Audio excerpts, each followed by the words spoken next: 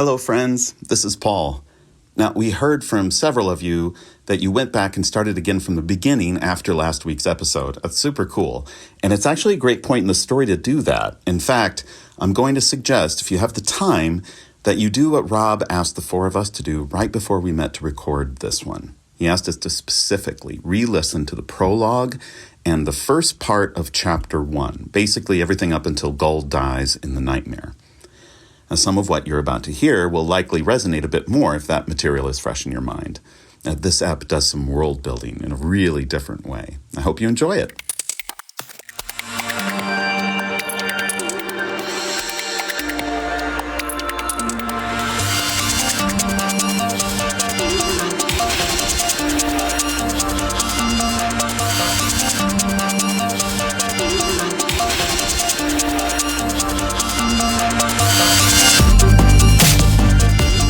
Welcome back to Dark Nexus. Tonight, it's Act 1, Interlude. Ooh.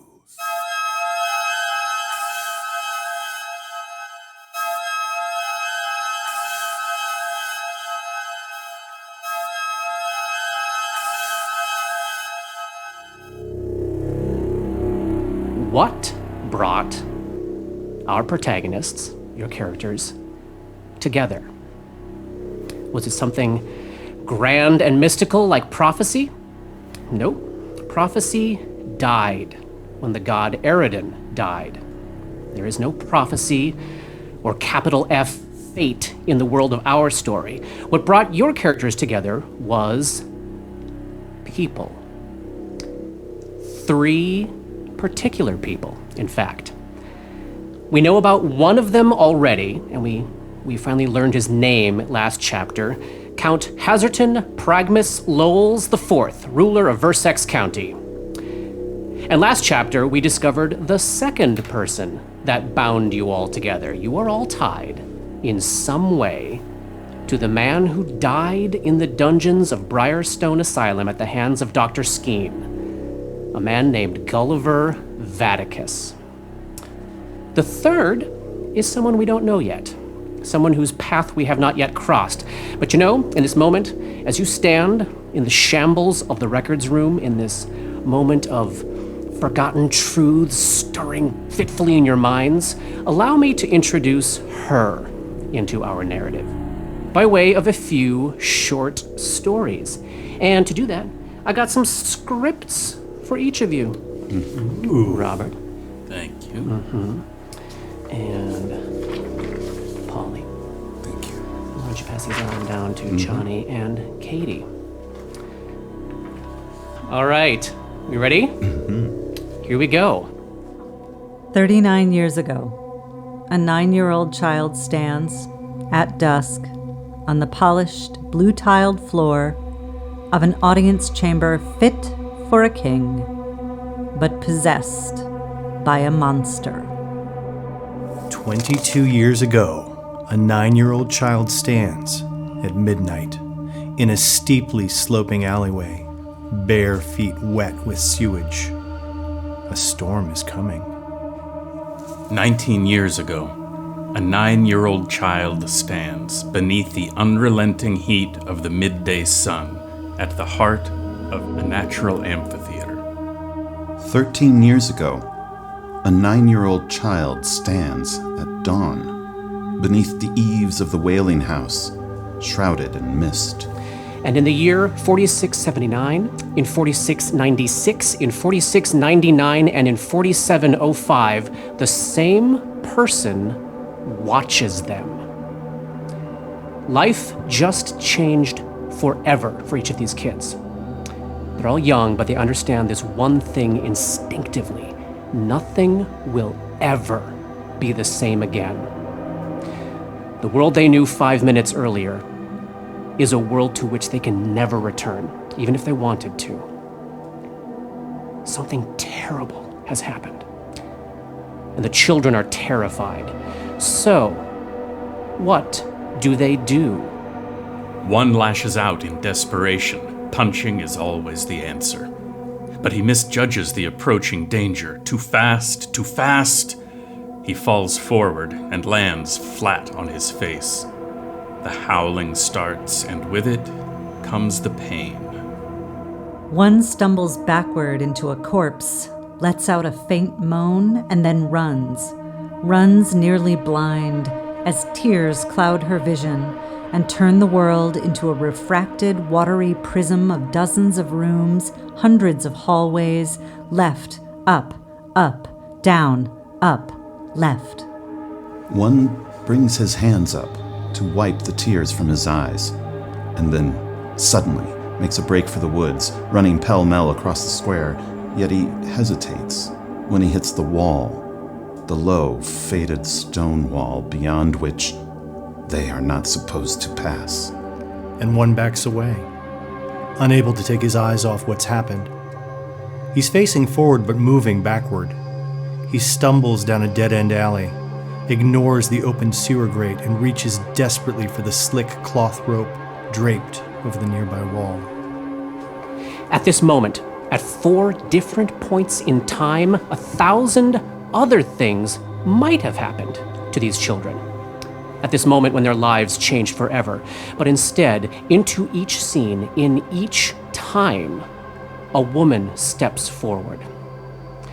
She's wearing yellow leather, tightly bound over a thin body that bulges in unexpected and unsettling places. She radiates euphoria and agony. She smells of alien flowers blossoming beneath the red rays of a distant sun. Her eyes are milky pale orbs, sans pupil or iris. Her mouth is covered by a yellow scarf. The silk moves. It wriggles, even when she's not talking. She reaches down. She takes the child, each child, by the hand. You will do nicely.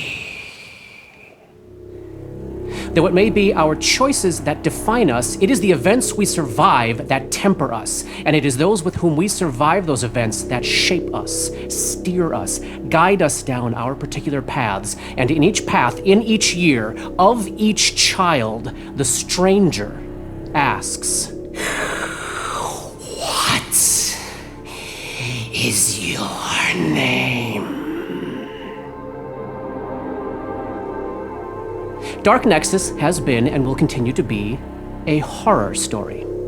A story of survival against brutal odds and truly reprehensible people.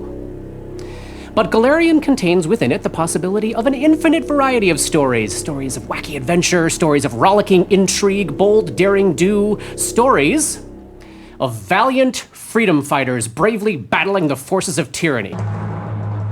So, tonight, I've got one last short story planned for us. It is a tale of 4 brave souls whose lives briefly intersected with the schemes of the stranger. On one of the most significant days of their lives, we're going to tell this story together. And here are your parts in it. Oh my god.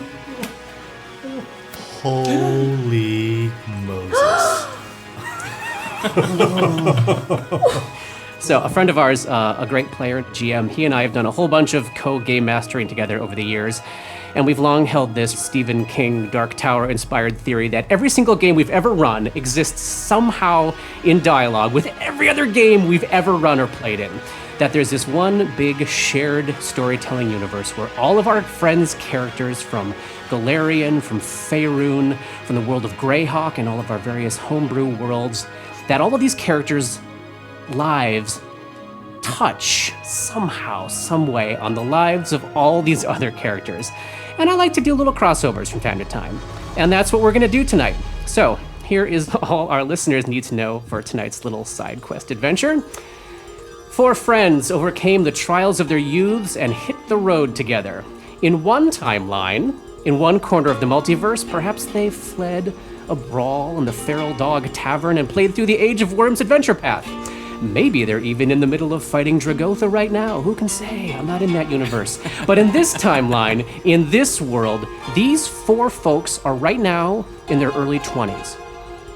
They fell in with freedom fighters in Andoran, and they spend their days fighting the slave trade that festers around the inner sea. So let's introduce these characters into the mix. Katie, who are you playing tonight? I'm playing Jane. Tell us about Jane. Jane's a 2nd level, apparently, druid. She is a shapeshifter. I hardly know where to begin. Her class was out of the Player's Handbook 2 of 3rd edition. Yeah. Pre-Pathfinder. I didn't want to deal with the administration of wild shape or of having an animal companion, so we built a character that was her own animal companion. Yeah. She would have a limited number of forms that she could shift into, and those forms would each have their own unique abilities, and she would get stronger and stronger forms as time went on. But that way I built her because I wanted to do a little bit of everything. I wanted to cast spells, I wanted to fight, and So the big thing that's different is that she can shift as a swift action, which is very nice. But when she's in animal form, and her only form right now is a wolf, when she's in animal form, she cannot cast spells.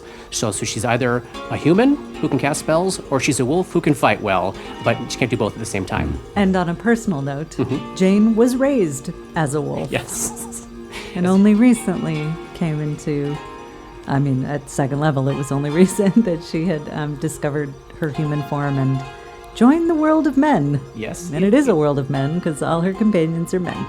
So I'll have you all know, I did actually go back into emails from like 12, 13 years ago and pull up your actual character sheets from that moment in time. I had to do some updating for some of you, like, we'll talk about you in a second, Robert. But like the gear on your sheet is the actual gear your characters had at 2nd level. They're now, what, 18th level, is that right? 19th? 18th? 18th, yeah. 18th level. So this is your actual 2nd level gear, your actual 2nd level stats. But as Katie mentioned... You still have it.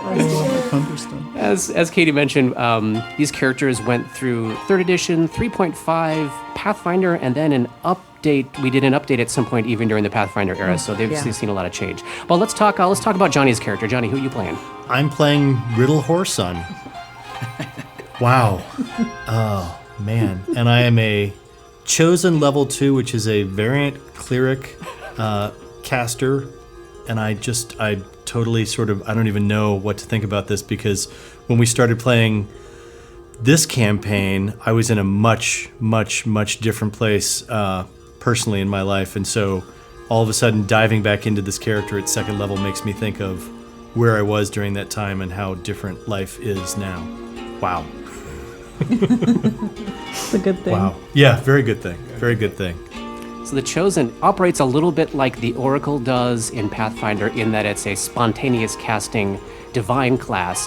However, the big juice for them was that they got multiple domains, so multiple domain powers went along with it. A new one every 5th level. Every 5 levels. And what did you have at this point? I had travel and knowledge. Sweet. And Polly, who you playing? I'm playing Longfist. Back when he was Longfist. Back when he was Longfist and not Longclaw. So Longfist is a half-ogre from a violent past who is seeking goodness. His class is a sentinel, which I never really knew where sentinel came from. We made it up. Yeah. It's basically it's in the vein of what Paizo did with the Slayer and the Brawler, and they made these hybrid classes. It's basically a hybrid paladin monk class. So fights with fists, has no armor, but has a lot of traditional paladin abilities, like laying on hands and smiting evil. Yeah. It's kind of a crossover class. And we never knew you at 2nd level, I think. No, I think you met at 3rd, right? Yeah. Yeah, that's right, because I came in later. Yeah. Although I had this sheet. So maybe maybe we it were came in like second. right at the end of 2nd level. But yeah, okay. Maybe. Yeah. Well, in the first timeline, Longfist no longer exists. So he was blinked out of existence by his own choice and was reincarnated or reimagined by Paylor as Longclaw, a golden griffin. Amazing. So it's neat to come back as Longfist. And Robert, who you playing? I am playing Tyrrell Shanty, who in this timeline is a second-level human ninja.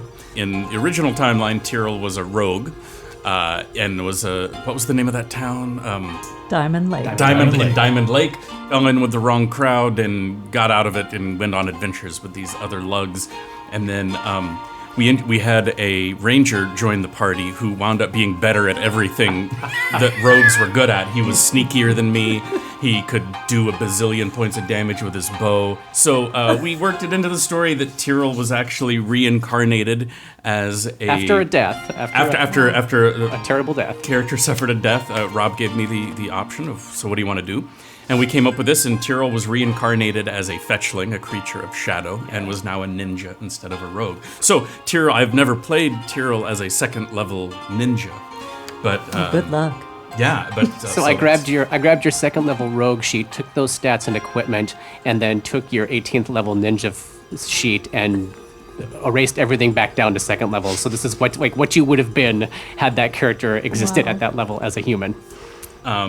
But yes, so his big thing is he gets to feint and bluff to get sneak attack, and I see that's still here. Yes, So yes, indeed. Nice. So go ahead and take a second to look at your sheets, see what equipment you're dealing with. If you have any questions about, I tried to give you any description of any spells you had that you might not know. I apologize, Katie. I just prepared spells for you because you didn't know we were doing this. So Yeah. I'm so glad I did not have to prepare spells. I know it's like a whole other character class. I also am noticing something about my character's height, weight, hair, and eyes. Oh, right. So my height at level 2 is still 5 feet 10 inches, and my weight is 183 pounds. My eyes are ice blue, Yeah. and I have no hair. In the course of Riddle's life, he changed from looking like a sort of regular human male to looking like a sort of otherworldly alien creature that was this almost 6.5 feet, 7 feet tall, crazy Like slender. like a doppelganger giant, Like a almost. slender- like an alien What giant. will we do without blessings of fervor? I know.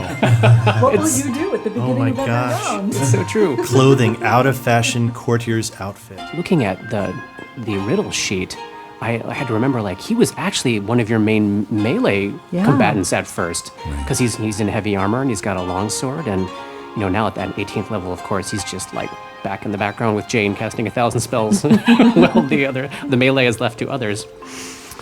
Okay, so our little band of freedom fighters is in Casimir today. It's the second largest city in the Empire of Taldor, and as the place where the mighty, put a pin in this name, where the mighty Selen River empties into the inner sea after its journey of hundreds of miles through a dozen different nations, it's a major trading hub.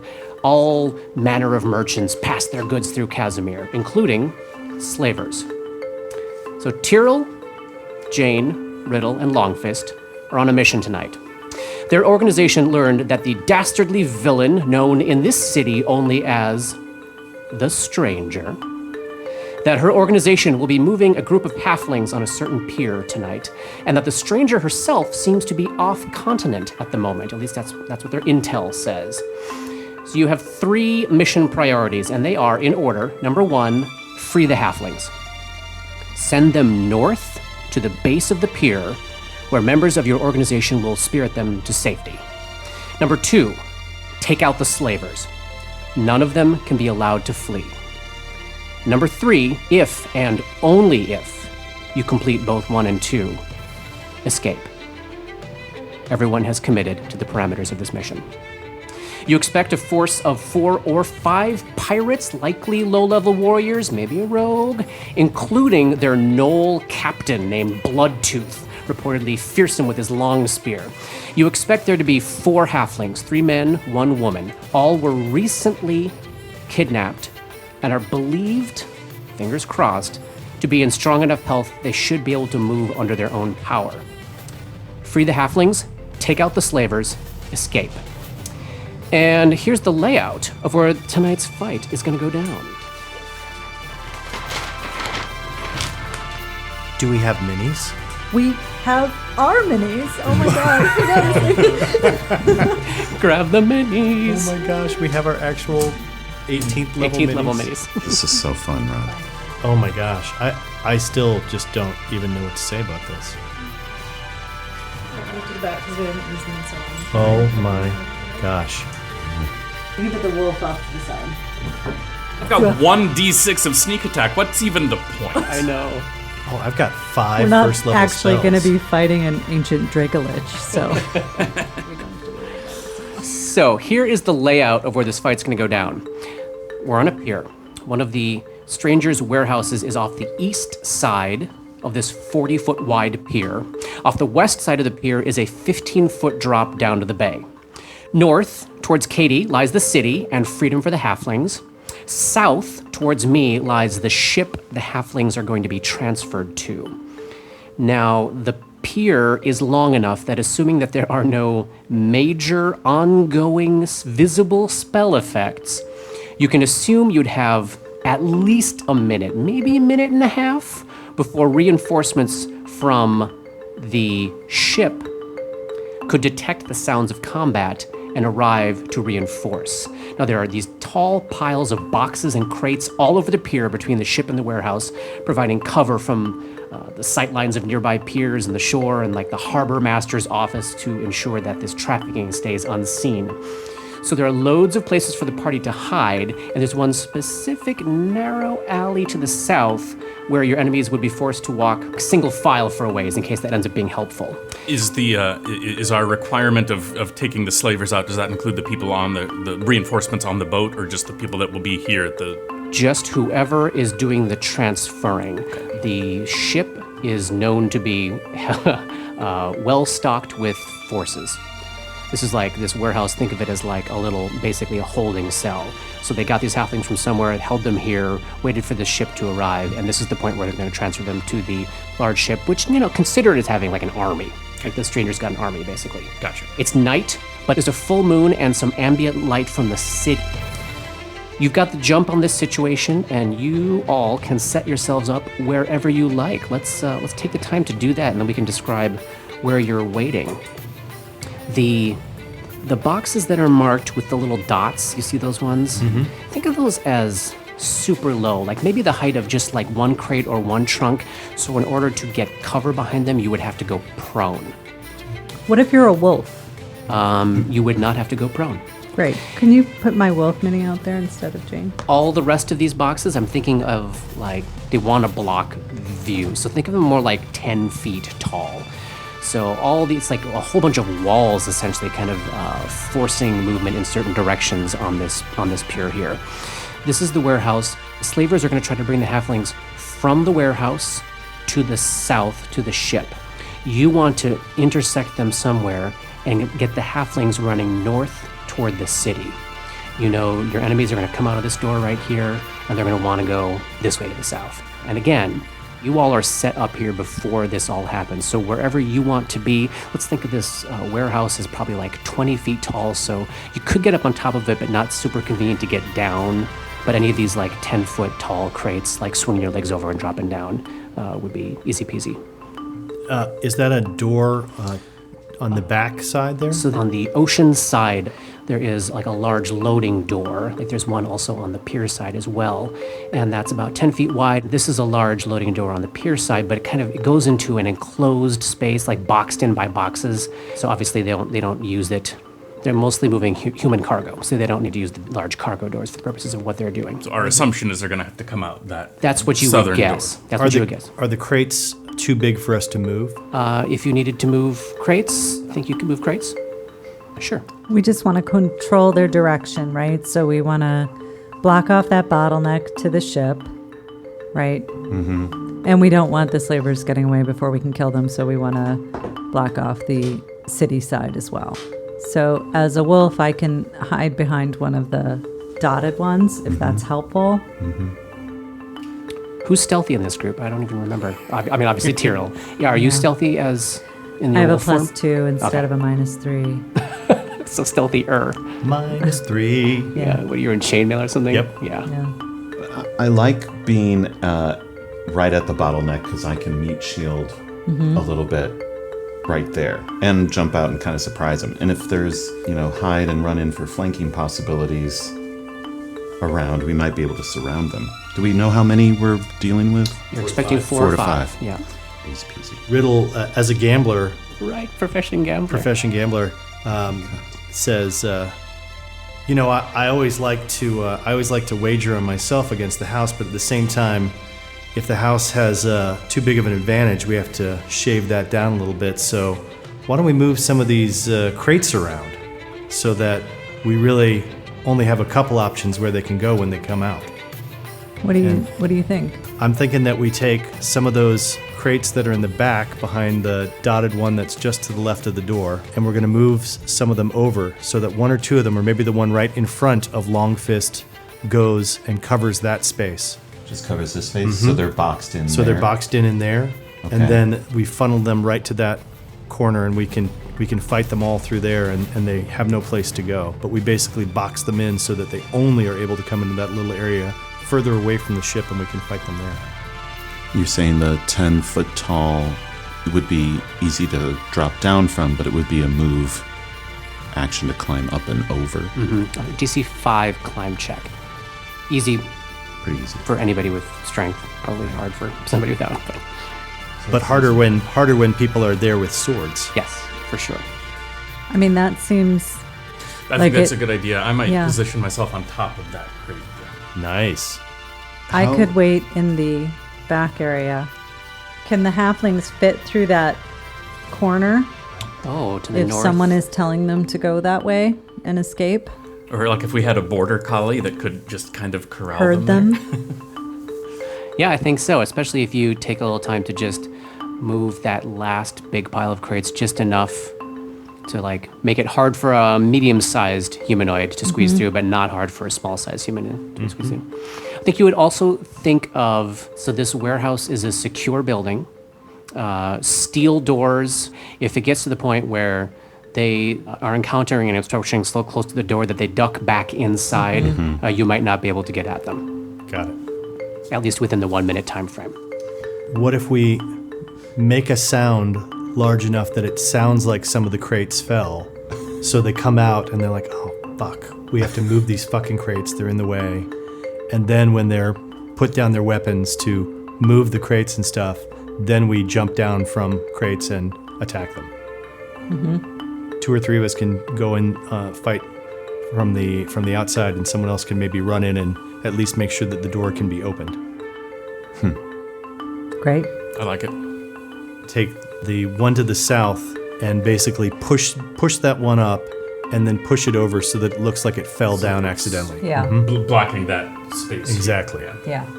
And then we can be up on top of ones, because if we're laying down, no one would be able to necessarily see us because we're 10 feet up.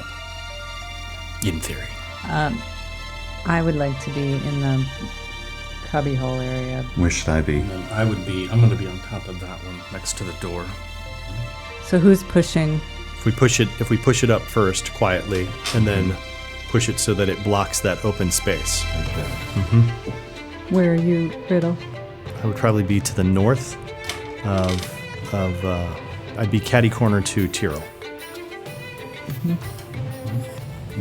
There, or on top of boxes. Here? Toward me. Yeah. That one, but probably laying down. Okay. Okay, so Tyrrell on top of a tall pile of boxes right outside the door. What about Longfist? Can he be seen if he's pushing? Like, do we think that they would be able to see that activity I on the think ship? the crate you're talking about moving here is interior enough to the maze of crates here that I don't think there'd be a good line of sight. I think he'd be safe doing that. Okay, great. And then Riddle is on top of. Okay, he's on top of a large pile, sort of catty corner from Tyrrell, But just laying down. laying down. Do you need stealth checks on that? Oh, we'll be getting some stealth checks, yes.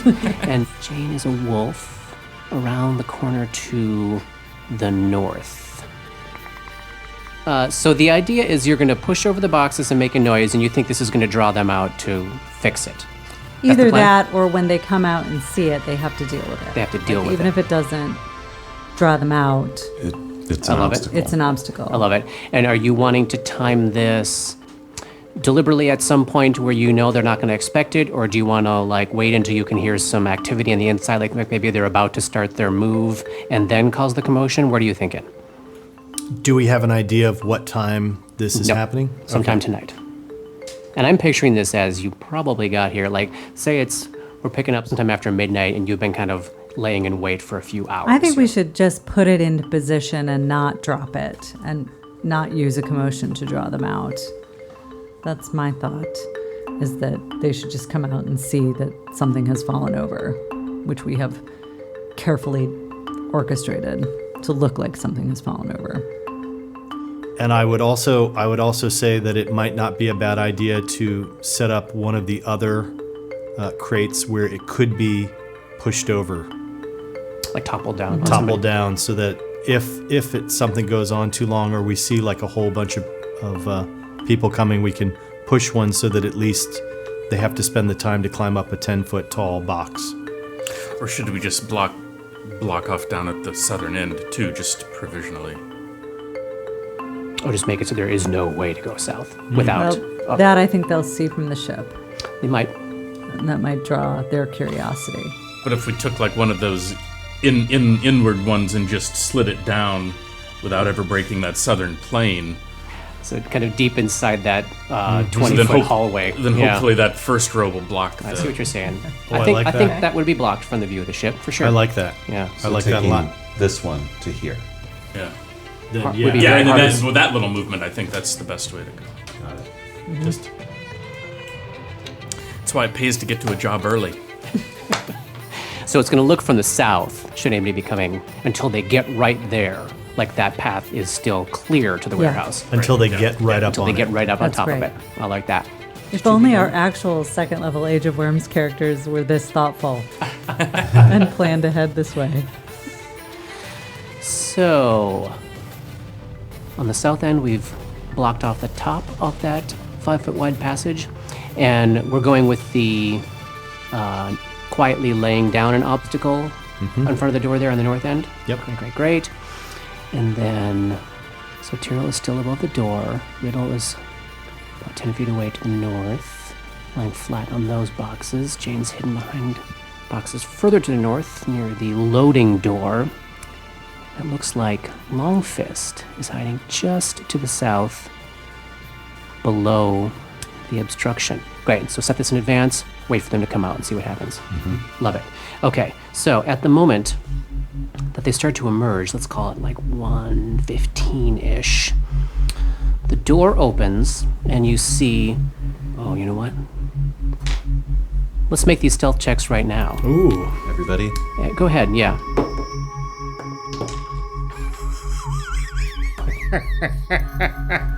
Robert, what did Tyrrell get? 19. And Riddle? I have a -3 stealth, and I rolled a 4 for a 1 total. A sweet Sweet one. 1. Next closest would be Longfist. I rolled a 2 on the die, -1 for a 1. And what about Jane? 17. 17. Excellent, great. Like you can't be seen. You've got full cover. You're behind those boxes entirely.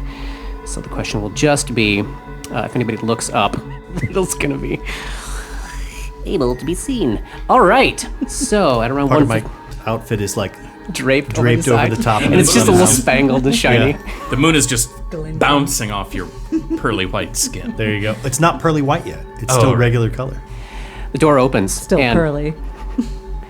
And you see a halfling get shoved out by a human man.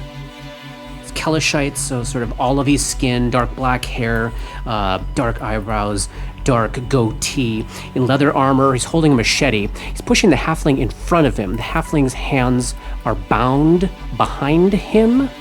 So basically, the pirate is using the rope that's binding his hands as kind of as a goad, as a prod, pushing him forward that way.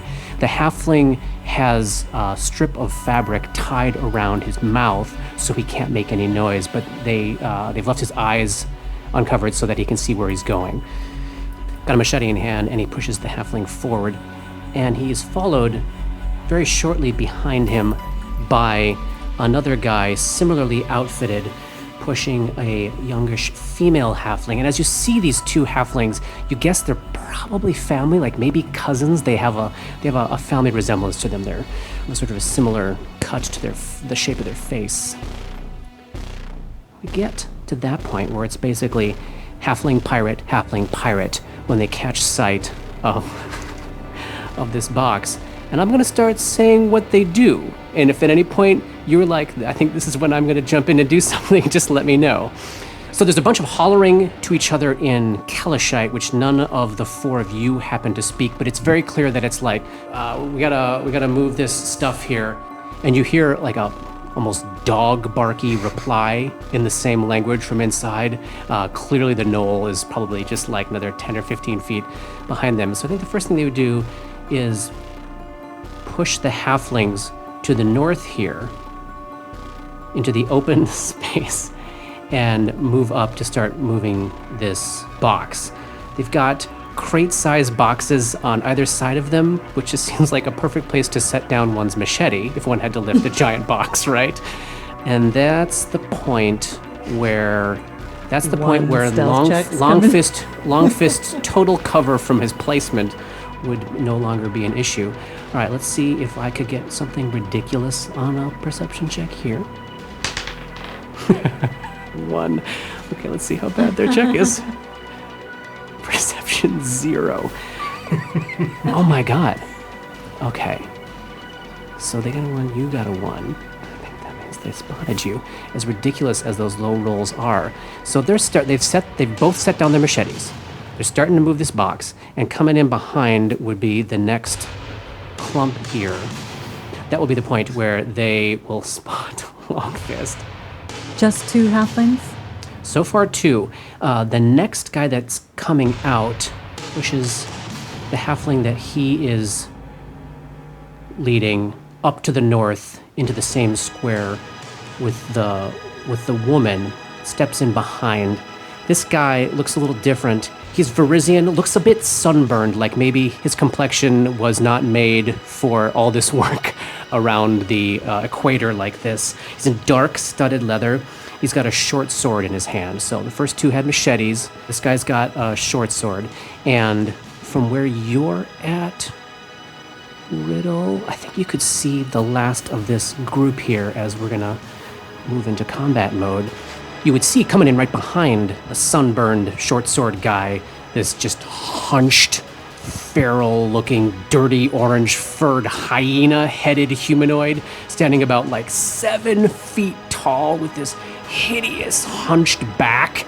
He's wearing this gleaming suit of Katapeshi scale mail. He's got a long spear in his hand, a few javelins and a container on his back. He is pushing the 4th halfling in front of him as the number 1, let's call him number 1 of the 2 machete guys, spots Longfist.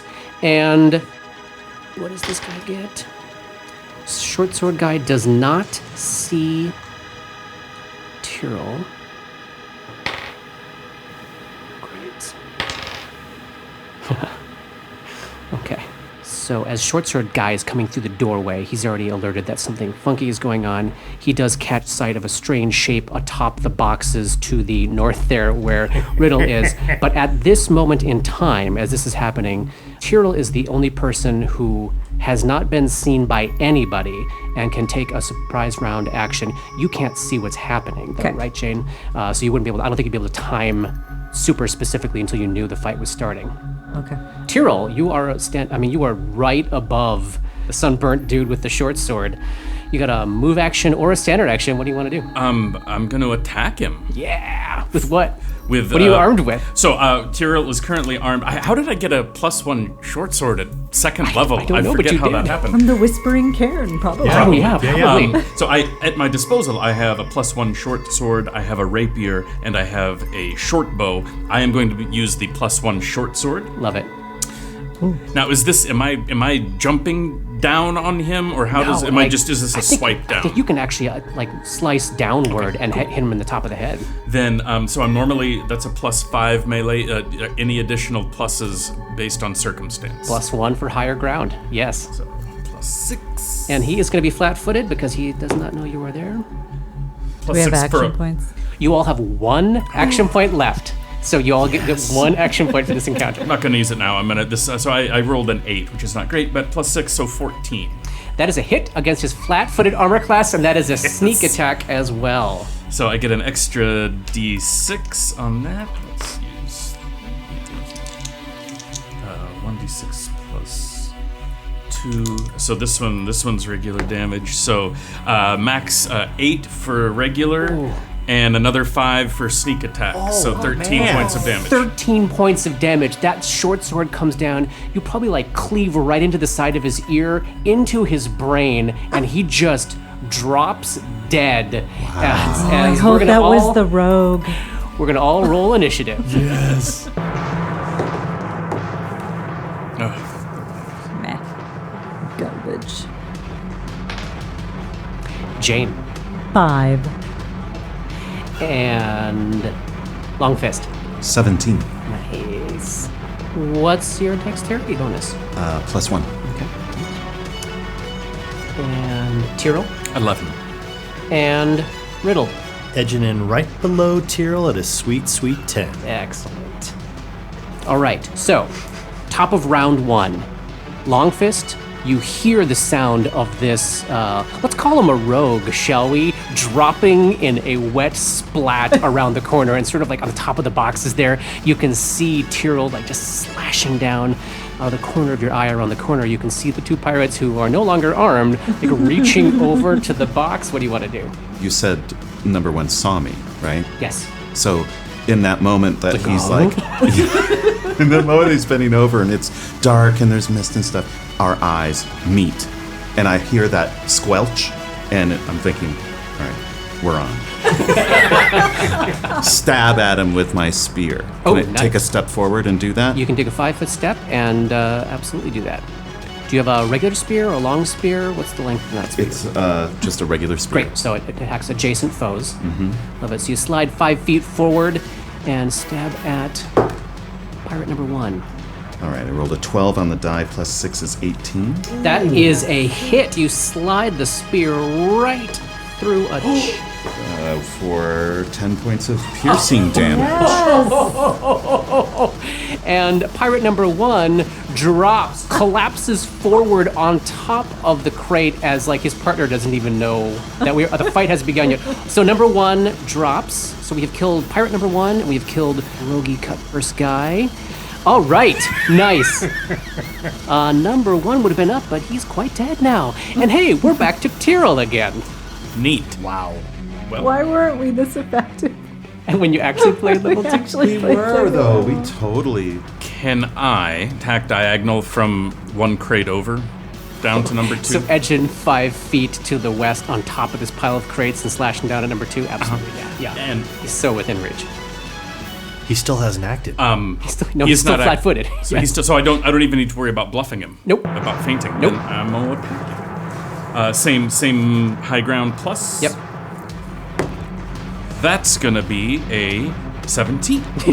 That is a hit. Right again in his head. 6 points of regular damage and another 5 of sneak attack. So 11 points of slashing damage. You cleave again, right, like probably hit him right in the bottom of his neck where it meets his spine, and he collapses. Nice. Riddle.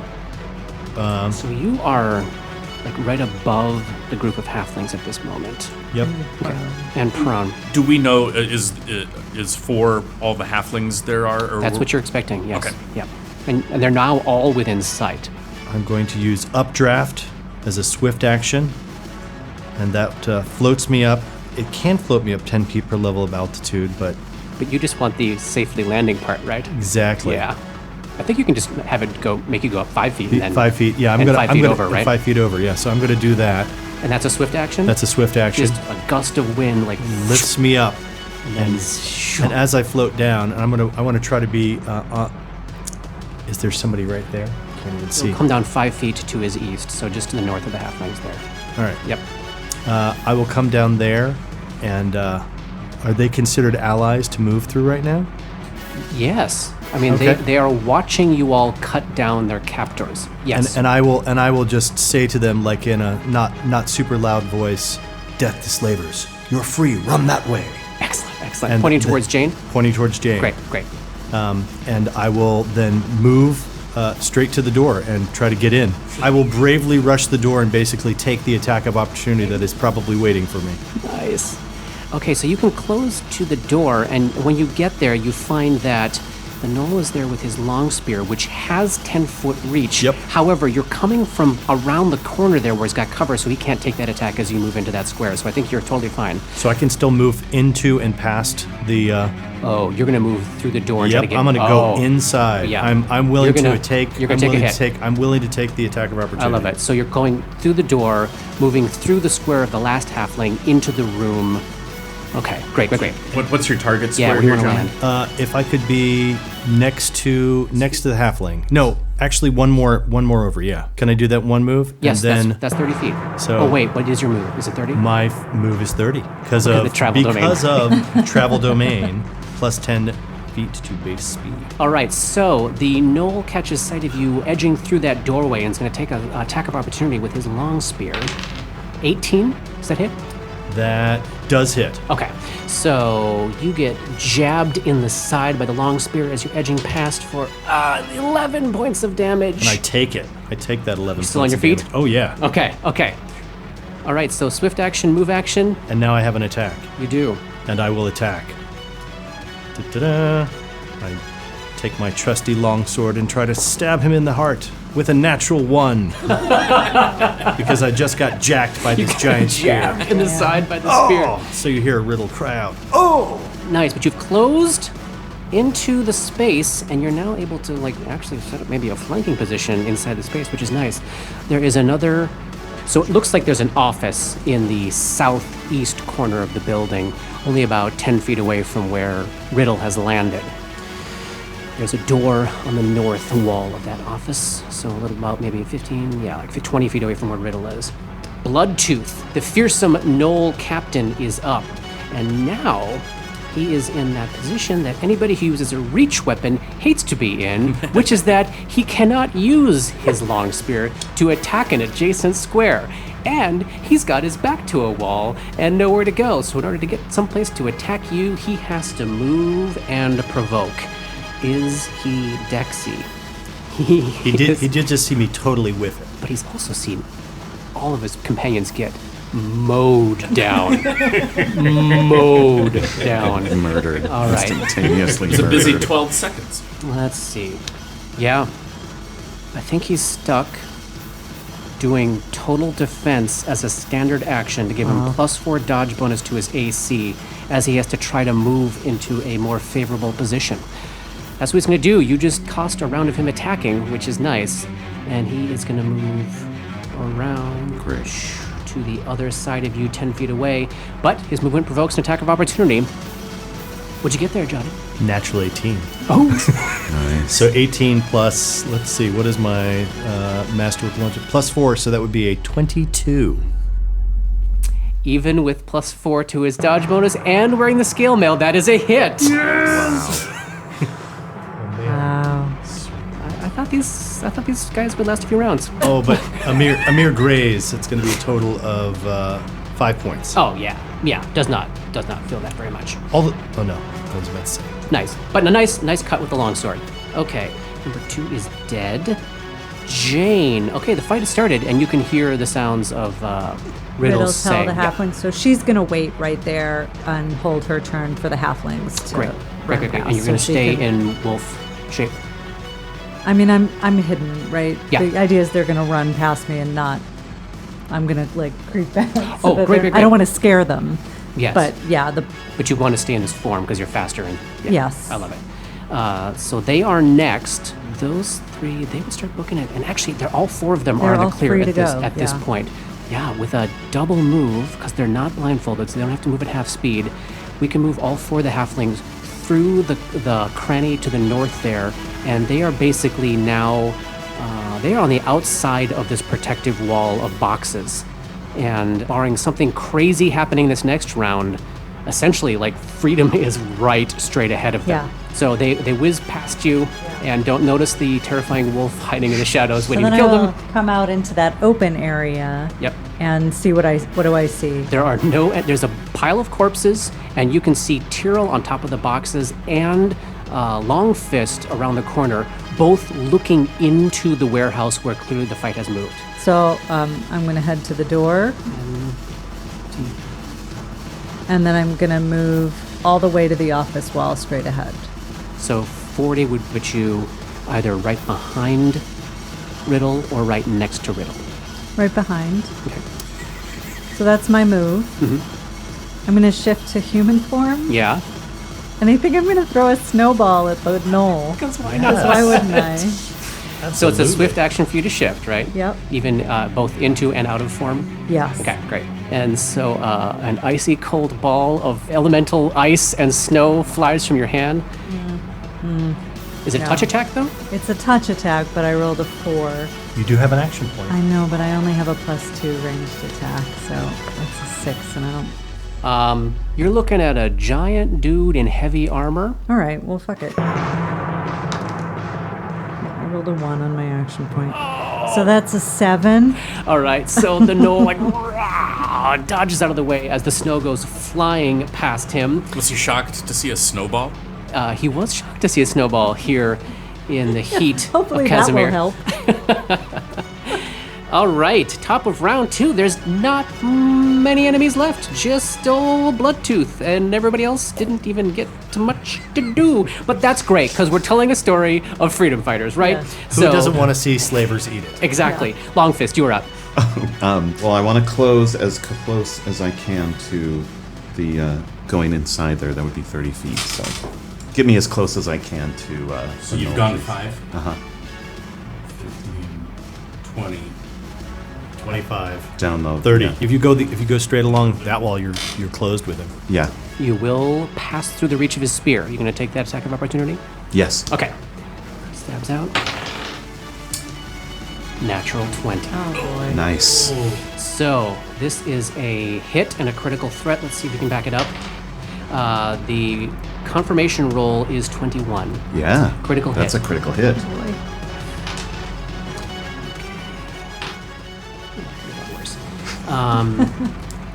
11 points of damage. Nice. Could have been more in the 20s.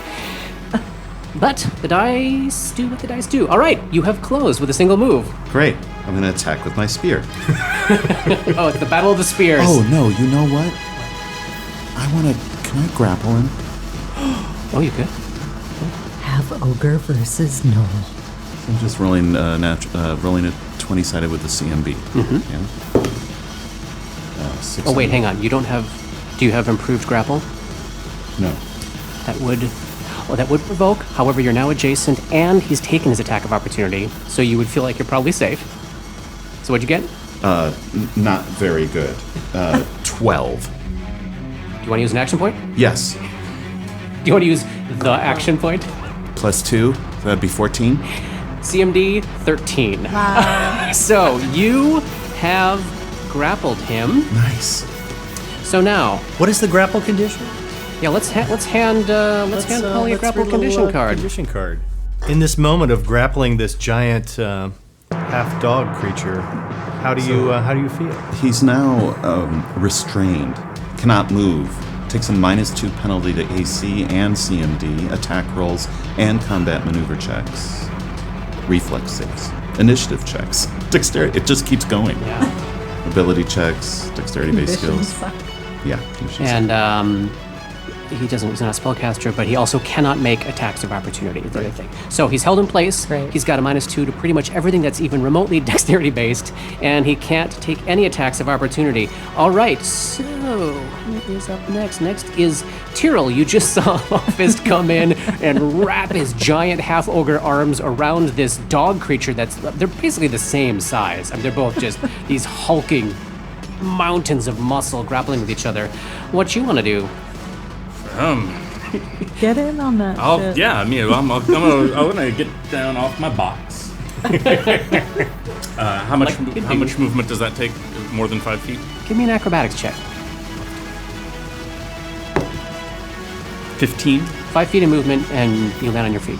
Okay. It's 5, 10, 15, 20, 25, 30. And I'm just going to look at the situation. Go, you guys wrestling?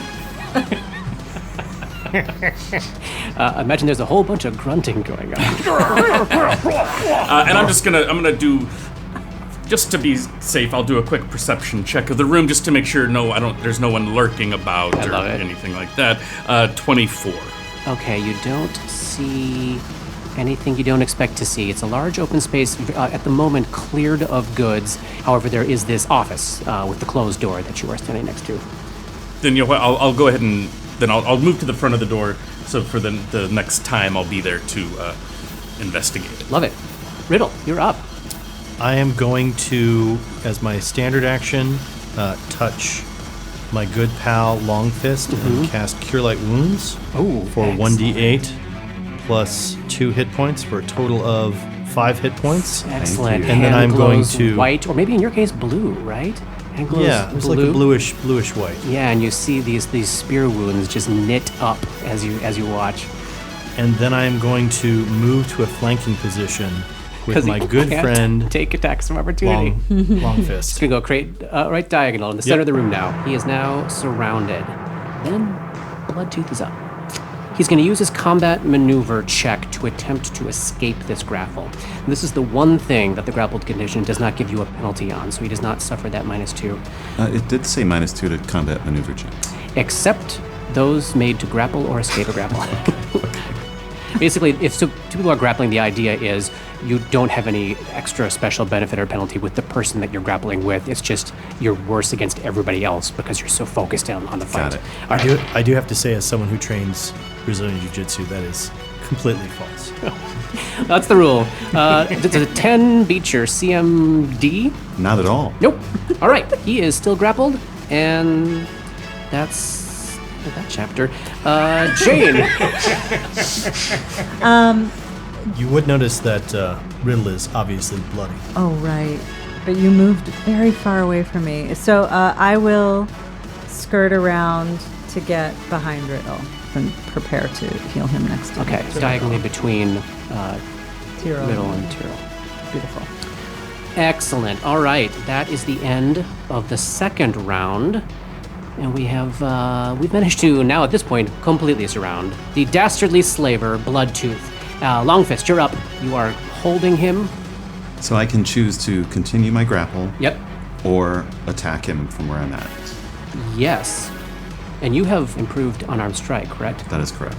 Yeah, so you can just go ahead and... Can I headbutt him while I'm holding on to him? Yes. So if you can use a grapple check to damage him, if you succeed at your check, he will remain held, and you can deal damage as with an unarmed strike. Okay. No. 11. So you're still locked in like body-to-body contact. You're trying to headbutt him. He manages to just turn his head sideways just enough to not take any damage. But you are all still locked together. Tyrell.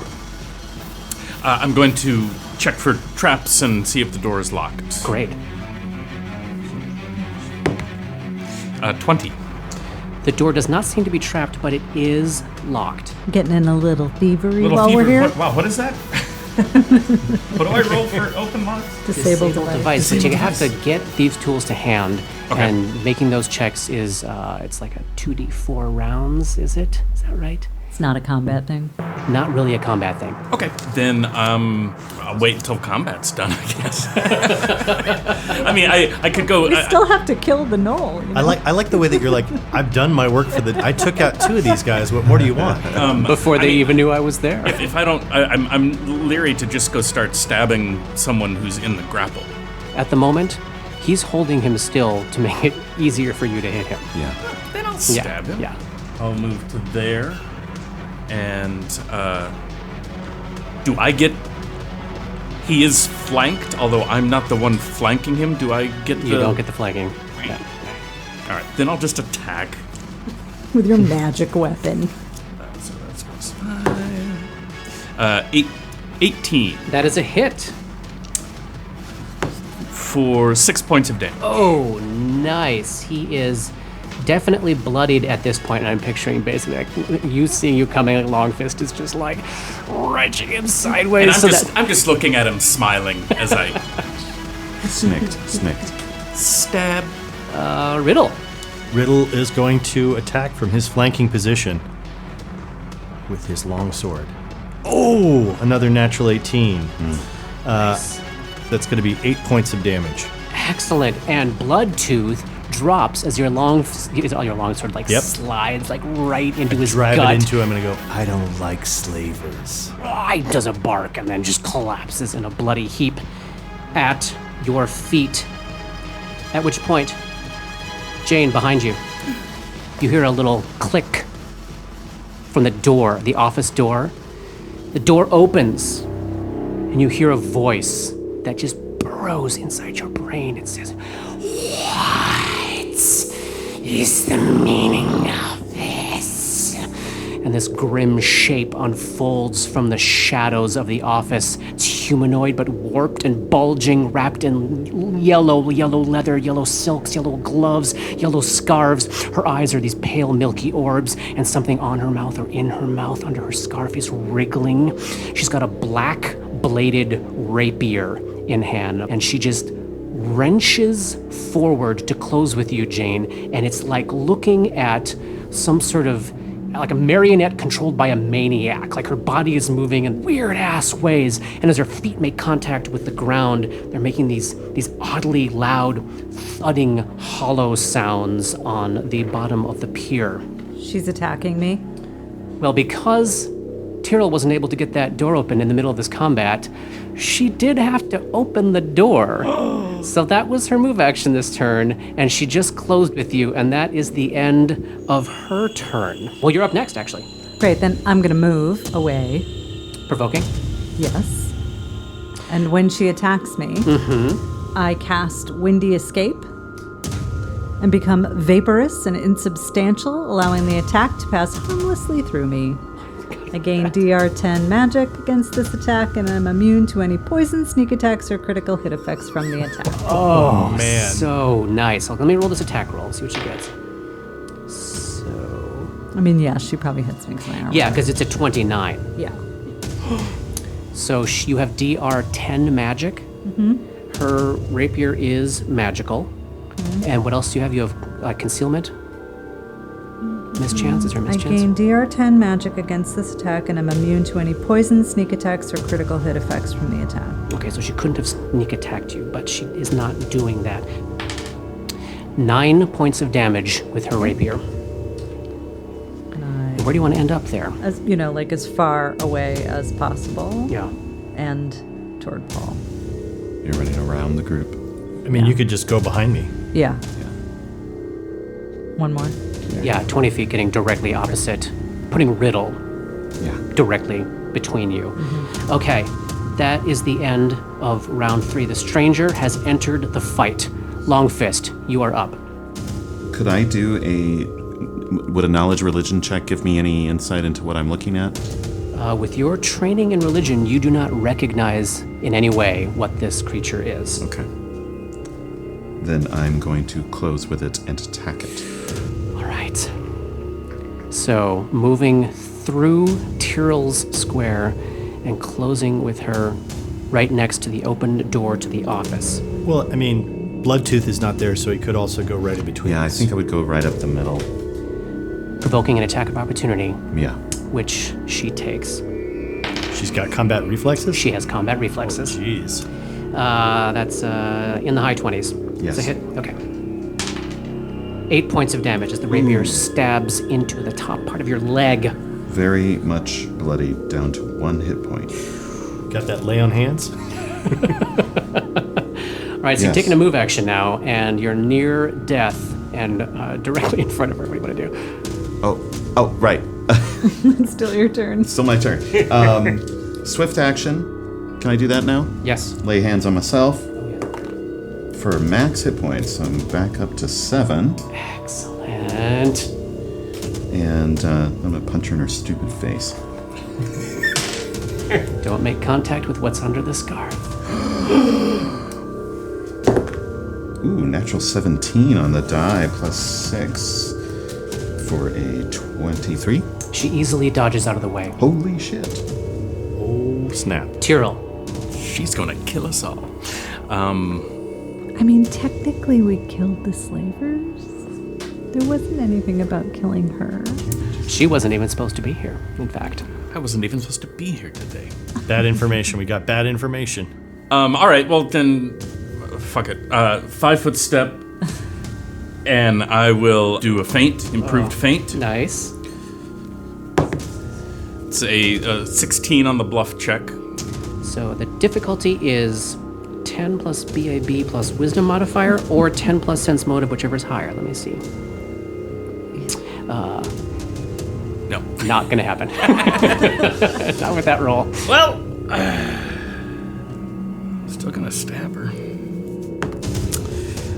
Okay, so what was it that you just missed on? Like a 23. 3, was it? All right, I'm gonna use my action point. I rolled a 22. 27. You hit. Oh my god. Nice. I really All wish right, that so had you been a sneak attack. Find a chink in her. What is she wearing? Oh, magical leather armor. Yep. It's a crack die. That's the same thing. 6 points of damage. All right. So she writhes in pain as the blade slides into her side, and yes, she takes all of that damage. Good. Riddle, you are up. Riddle is going to take a standard action to cast Cure Light Wounds on himself since he is down 11 hit points. Nice. Because I kind of feel like I'm going to need that. And only for 5 points, but that's still, I'm only down 6 then, so that's something. How much are you down, Longfist? Down 8. And then I'm going to step into the space in between the two of them. Oh my god. All right. So everybody except for Jane is now 5 feet away from the stranger as she is trapped in this corner against that door to the office. And total defense is a standard action, or is that a... Total defense is a standard action. Okay, so I can't do that. All right. Whew, okay. She's up. So you just healed yourself, Longfist, right? Mm-hmm. And she just saw Riddle heal himself. How's Tyrell looking? Has Tyrell Fantastic. He hasn't taken any damage. Great. All right. So she's going to return the favor. She slinks sideways to her left and then stabs out to the right. She's going to try to feint you. Fuck that. So this is against whichever's higher. 10 plus your BAB plus your wisdom modifier, or 10 plus your sense motive.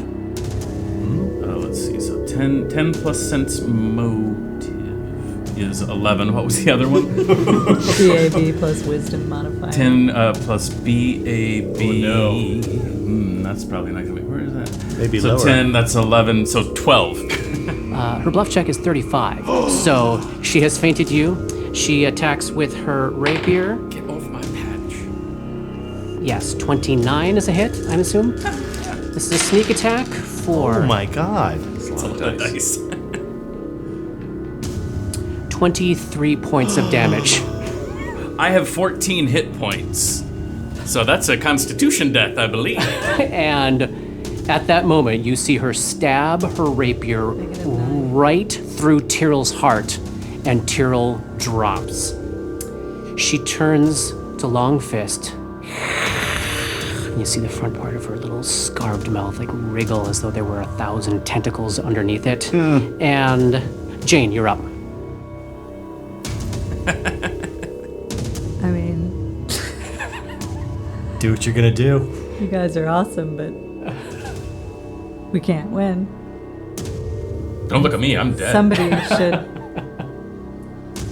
let people know what happened here. Jane turns into a wolf. And leaves. All right, we're gonna track your movement because she can move faster than you. So let's move Jane 80 feet. 100 feet. 100 feet. You got a 50-foot move. Mm-hmm. Oh, so she moves the same speed as you. All right, okay. That's gonna give you some hope. She's gonna follow where the halflings went. Great. We won't worry about that right now. Okay. We'll see how quickly she decides to go after you, and in which case. I'll just put her out there. Yeah, I love it. Love it. Love it. Love it. Jane Boogies. That's the end of round 4. Okay, Stranger has appeared. Stranger has killed Tyrell. Jane is running off to let everyone at the top end of the pier, where the halflings were running to, where the rest of your organization is hiding and laying in wait, that this horrifying monster was here when she was not expected to be. Longfist, you're up. You are 5 feet away from her. Let's just say for shits and giggles, I'm a Dexy character. Okay. Let's giggle and shit a little bit. I would be like, I would tumble to get to the other side of her. Is that even possible? Do people even do that kind of thing? Yeah. You want to try that? The difficulty is going to be 5 plus her CMD. So not easy. No. Not easy. No. And it would be like an acrobatics check, or? It would be acrobatics, yep. Yeah, no, that's not going to happen. I wanted to try and flank her. He's going to go down. Try and punch. Punch. Natural 5. All right, she dodges out of the way. Tyrell is dead. Riddle. Well, he loses 1 hit point. Now he's at negative 10. Negative 10. Let's attack a swift action, 1 more lay of hands on myself. Oh, great. Yeah. Riddle. Oh, man. Oh, thank you. Yes, so Tyrell's at negative 10. What is your con score? 12. Okay. Oh, my God. Riddle is going to take a 5-foot step away and touch Tyrell and cast Cure Light Wounds. Oh, nice. Because that's what he would do. Yeah. For only 5 points, but he's not gonna, at least he's not dead right now. Negative 5 and stable. And that is my turn. Okay. She's going to do the same thing. She's going to try to mow you down one by one. She's going to attempt to feint you. Yeah, I got something again in the high 30s. Attacks against your flat-footed armor class. Does a 31 hit? Yep.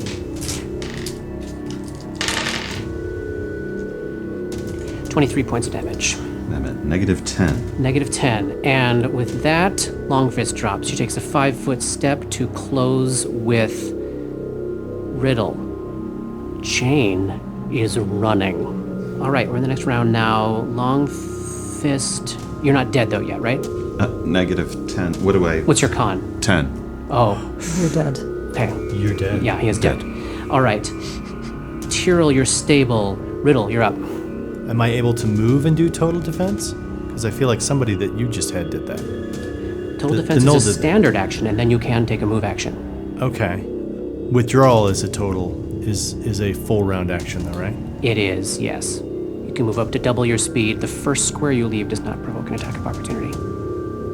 All right. Seeing that they just got mowed down, I'm going to withdraw, and I'm going to move to outside the door, around the edge, so that she can't come through there without provoking. Without provoking. Excellent. All right.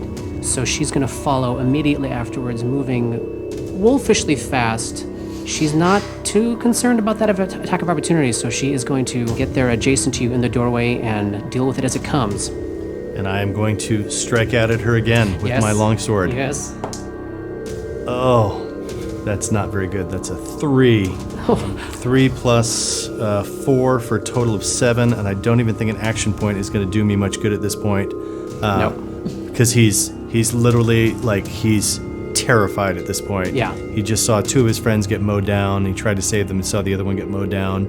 Jane's and so gone. He saw her run, so he's like, I'm just going to try to buy some time. And he's going to... What's he going to do? He's going to say... I bet you can't kill all of us. I bet you can't. Not in the next 6 seconds. Oh, really? Oh, really? Not in the next 6 seconds you can't. She'll get away.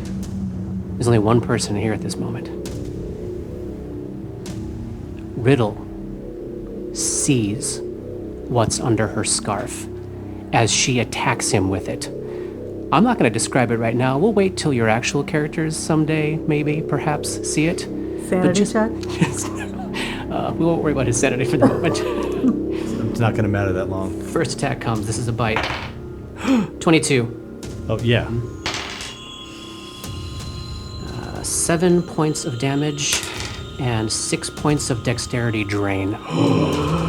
Quick, do that thing where you ask your god what to do next. My God. First rapier attack, 21, for another 8 points of damage. And I drop. I'm at -2.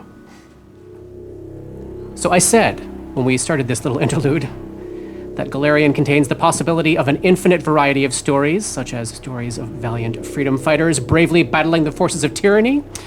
The story of Longfist, Riddle, and Tyrrell is not such a story. Theirs is a tragedy, a story of noble lives cut short long before their time, all because in the year 4703, 15 years ago, they crossed paths with the stranger. I've got a little cap to this, but I want to hear how Jane's part of the story ends. I don't believe that Jane will ever forgive herself for leaving, even though intellectually she knows it was the only thing to do, that even the wolves would have told her to run. Right. I don't think she does much with her life, but I don't want to say too much, Okay. because 15 years ago is not that long ago. Maybe she's still out there today. She may be. In the aftermath of the battle, a man approaches from the south. Picture a clean-cut, clean-shaven Benedict Cumberbatch in a Renaissance-era daredevil costume. Deep red leather, pouches everywhere, utility belt, the whole works. It should look a little dorky, but somehow it doesn't. In fact, it looks 100% badass. This man is much younger than the bearded wretch you saw die on Dr. Skeen's table. He's in his prime. He finds the stranger, and he speaks. Sorry we didn't get here in time, but looks like you didn't need any help. The stranger's wiping blood from her blade. Indeed not. So, did you get what you said you were gonna get? Yes. It seems some of my cargo has escaped, but yours was in the office with me. And the stranger returns to the office. And the stranger returns with her special cargo. And what happened next was not the beginning, but it was a beginning. A nexus, if you will. And that's the end of our interlude. We'll see you next week. Did we level?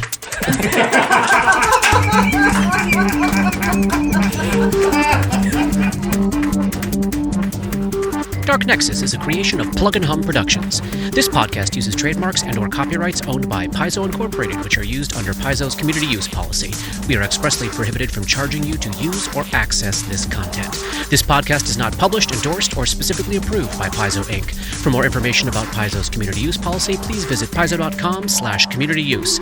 And for more information about Paizo and Paizo products, please visit paizo.com. That's PAIZO.com. Dark Nexus uses music and soundscapes by Syrinscape. Check them out at syrinscape.com. That's SYRINSCAPE.com. Opening and closing themes, along with additional music, composed by Rob Kauzlaric. Artwork for Dark Nexus is by Matt Wahlquist. Special thanks to Toy, without whose generosity this project would not have been possible. And thanks to DMCP, Richard and Ari, Paul and Shannon, Chris, Scotty, Jason, Jess, Joe, Chelsea, Matt, Dave, Darren, and everyone we've gamed with over the years for all the memories and inspiration.